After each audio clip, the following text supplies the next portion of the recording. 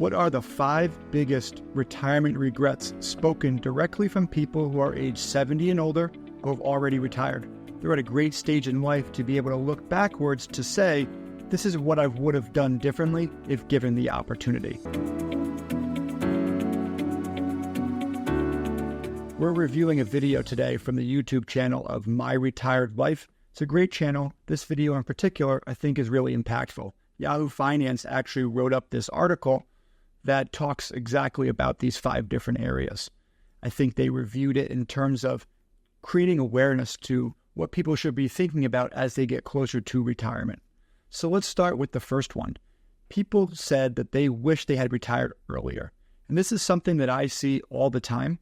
The reason why I think people don't retire earlier is because they don't yet have the confidence in their plan to feel comfortable to retire. They're doing a lot of back-of-the-napkin kind of math. They think it'll work out, but they're not really sure. And inertia causes them not to retire. They've been working and saving and doing something similar for the last 40 or 50 years. So the idea of not working and all of a sudden not putting money into savings anymore, but actually taking money out is really anxiety-inducing. And that really causes people, in a lot of cases, to work longer than they probably need to, even though they'd love to retire sooner. But it's that fear of the unknown, that fear of change, that big transition of saving for retirement and kind of cresting towards spending in retirement that really is a big transition for people. It is inherently anxiety-inducing, and it causes sort of a pause in what they maybe could have done sooner, which is retire and start living this next fulfilling chapter of their life. But they don't do it because they're not yet confident and comfortable with their plan and what the future might look like moving forward. Number 2 is they wish they spent more money earlier in retirement. If you're going to be retired for 20 or 30 years, those first 10 years are probably going to be the best years of your retirement. Generally, people are not getting healthier and more active and with more energy as they age. It usually goes the other way. So those first 10 years are going to be and should be, hopefully, the most fulfilling of your retirement. But oftentimes people don't spend enough as they are at this stage because they are afraid of what happens in the stages beyond that. What if I need those dollars later on? Those constant what ifs. All the studies and the data point to people spending less money as they age because they're typically eating out less, they're traveling less, all of those things. JP Morgan has great data on this, being a huge purveyor of credit cards in America, let alone one of the biggest banks. They track this data intensely and they put it out in their guide to retirement, which you can find online. And it shows how spending tends to decline as people get to age 75 and beyond.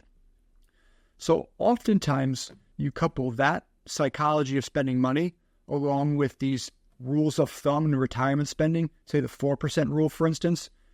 That 4% rule, while widely viewed as the only way to go, is far from it, actually. And we'll have other content specifically about retirement distribution strategy that will often leave people with a lot more money at the end than they maybe wish they would have had. They get to age 90 and they still have, 7 figures in the bank, and they're looking at it saying, well, I don't really know what I want to spend it on now, but I really wish I took some of those trips that I wanted to when I was 65 and had, all of my youthful agility and energy to do those types of things. So you need to, one, understand what is your sustainable spending amount. So what could you spend up to, but not go beyond to not threaten your sustainability later on, but what you can spend is maybe more and maybe likely more than what you think you can based on what these generic rules of thumb are telling you, because they're not sophisticated enough to be able to account for ups and downs in markets and more of a dynamic distribution philosophy to allow you to spend more in that beginning years, which should be the most fun years. Number 3, they wish they took care of their health. This is pretty simple, right? That old adage of a healthy man wants 100 things, but a sick man wants one thing. That's really, really key. As you age, if you lose mobility, if you lose cognitive function, or if those things, maybe not lose them, but they just decline, that's going to really impact the quality of life that you live in retirement. I think it does connect back to 1 and 2, though, in terms of wishing to retire earlier and had spent more when they did retire. Because those things can happen. You can lose mobility. You can have more pain in the joints. You can lose cognitive function. So really optimizing and maximizing for those earliest years of retirement is, I think, even more important as you stage into these chapters of your life. Number 4 is they wish they had taken up a hobby, right? How are you going to spend your time in retirement when you've been working, and saving and putting in 40 or 50-hour weeks for 30, 40, 50 years, and all of a sudden you submit that notice and then you're done? That's a big transition. How are you going to fill your time? Is it hiking? Is it taking naps? Is it traveling? Is it hanging with the grandkids, giving back, going to church? Maybe a retirement job, reading books, whatever it is. Think about what that looks like before you get to that stage. You want to plan out, what does retirement look like for you? And if that's something you're doing with a spouse or a partner, talk to them about it. What retirement looks like for you might be different than what it looks like for them. You really want to get aligned around that so you can start thinking about, what does this next chapter look like in terms of how I spend my time? Hobbies, clubs, trips, grandkids, family, all of these things can be the source of immense gratification in retirement, but it's not going to come together just on its own organically. You maybe have to plan a little bit to optimize your life around these things and really strive to do as much of them as you can to fill that time with meaningful activity that gives you purpose as you enter this next chapter of your life. If you ask me now, I'd love to play golf and do other things when I retire.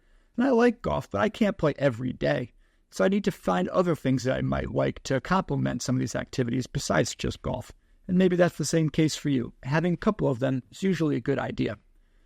The number 5 is they wish they traveled more, right? Again, I think all of these are somewhat connected, but number 5 around traveling more, I think relates to retiring earlier and spending more earlier in their life, because that's when they're most able to retire. They're most willing to do it. They have the energy, the youthful vibe to get out there and see different things they always wanted to see, but they couldn't when they had younger kids or when they were working, right? So those things need to be planned for. One of the best tips I can give you is pre-plan your trips. Calendar yourself at least a year in advance. Okay, we're going to Yellowstone in these 2 weeks in September, and we're going to British Columbia in these 2 weeks in July, right? So if you calendar those out a year or 2 years in advance, you can really make sure you're optimizing for the things that you want to see and the time frame that you want to do it. Again, those earliest years of your retirement are likely going to be the best years. So really make sure that you're taking advantage of those specific stages of your life to optimize for things like travel. When you get to be 80, you probably won't want to get on the plane, and sit in that seat for, 7-8 hours as you're flying out to Canada or take your Alaska cruise or wherever it is that you're going. It just becomes harder. So doing it when you're younger is really important, but you want to take intentional, proactive steps to make sure you're maximizing and living this retirement to its fullest and really making this next chapter of your life the most exciting chapter yet. So I hope this helps and hope you're able to learn from people who are maybe 10 or 15 years further along in life than you are, to learn from their life experience, and hopefully that helps you shape some of the choices that you make around what this next chapter might look like for you. Thank you for joining us today. I hope you found this helpful, and please subscribe to the channel. If you have questions about this, I'd be happy to talk to you more. There's our link to our website in the show notes, so feel free to take a look there. You can book some time with us if you have any deeper questions around this topic.